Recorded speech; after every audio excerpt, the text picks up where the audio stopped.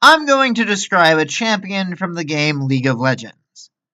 This character is an ancient, undead tyrant with nearly boundless mastery over necromancy.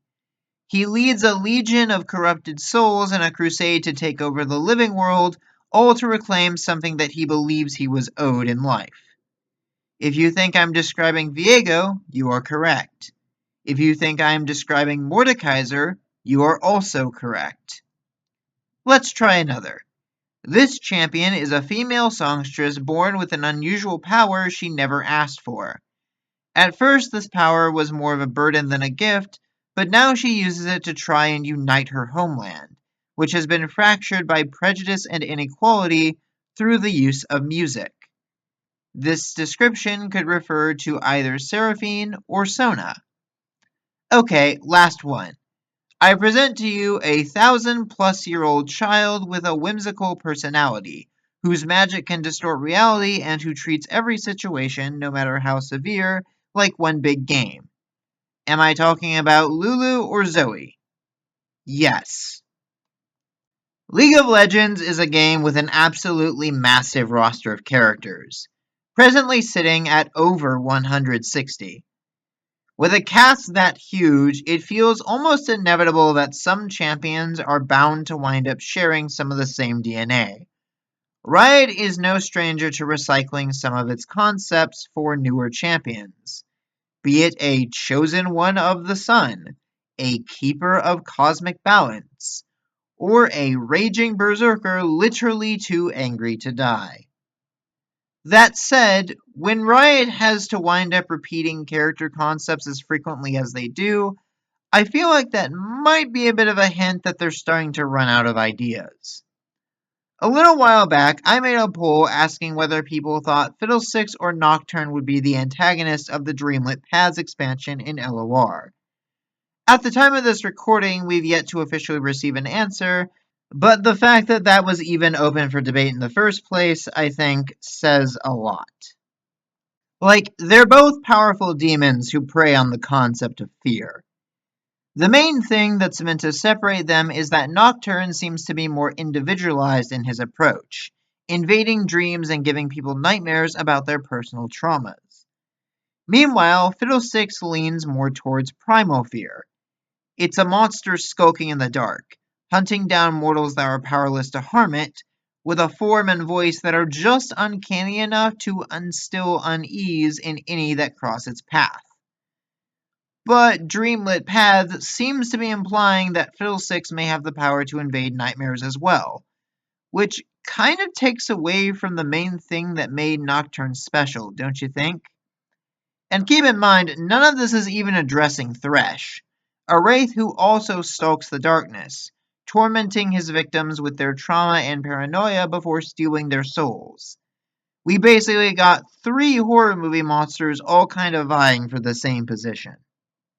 And then there's the excess of femme fatales. We've got, like, what, 4 of them in the roster? Granted, Ari has kind of been moving away from that in recent years to become her own thing, but she still has the power to magically seduce people and suck out their souls if she so desires. Compare that with Evelyn, Elise, and Zyra, and yeah, there are a lot of murderous seductresses with nearly copy-pasted personalities. But what is the point, you may be asking? What's the big deal with some champions being similar to others?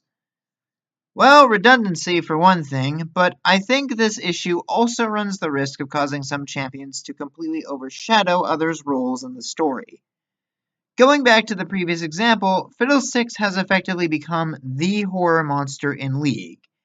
It effectively does everything that both Nocturne and Thresh try to do, but better.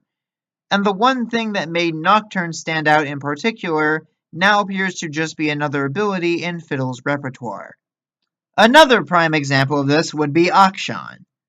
We've already discussed him at length in a prior video, but to briefly recap, Akshan was introduced to be a sort of foil for Viego, a sentinel of light who strayed from his duty while trying to resurrect a woman close to him, yet who ultimately realized that doing so was wrong and not what she would have wanted. So basically, he's Lucian prior to Senna's resurrection, but more sarcastic. Speaking of whom, those two also kinda acted as Viego's foils in Rise of the Sentinels, along with Gwen. So, Viego has a total of 4 rivals that are all basically representing the same things. Akshan and Lucian are both meant to be mirrors of Viego, while Gwen and Senna both serve to carry on Isolde's actual wishes and legacy. In the end, all of them kind of suffered as a result. Ultimately, I guess my point is that League's lore is honestly starting to suffer from a serious cast bloat issue. Not only is it becoming harder and harder for new characters to differentiate themselves from those who came before, but having characters that serve nearly identical roles means that one is inevitably going to overshadow the rest of their competition. So, what can be done? Well, the obvious solution is to just stop adding champions into the game. But honestly, I don't know if Riot is ever going to seriously consider that as an option, at least not until the game itself dies. The only other solution I can think of, then, is perhaps leaning into the similarities by having these characters interact, and thus highlighting their differences. What do I mean? Well, in one of my rewrites for Rise of the Sentinels, I proposed the idea of having Mordekaiser come in and taking over as Lord of the Shadow Isles after Viego's defeat, using them as a gateway to re-enter the living world. Having him and Viego then compete for the Isle's throne would help to better demonstrate the contrast not only in their personalities, but their powers as well. Show us how controlling souls through Aknun differs from binding them to the Black Mist, and how these two powers might interact. By contrast, imagine a story where Seraphine and Sona were to meet.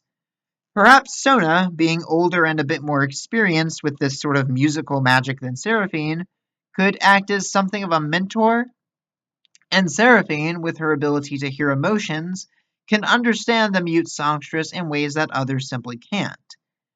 There's a fun dynamic there, I think, and plenty of potential to compare and contrast how both champions use music as a way to connect with others. Of course, I know that the likelihood of these stories ever actually happening are painfully slim, given how Riot tends to treat most of its roster these days, but it can't hurt to dream. That said, what do you all think? Do you believe the roster of champions to follow is getting too large, or am I making the problem out to be bigger than it actually is? Leave your thoughts and comments down below, and until next time, stay bright.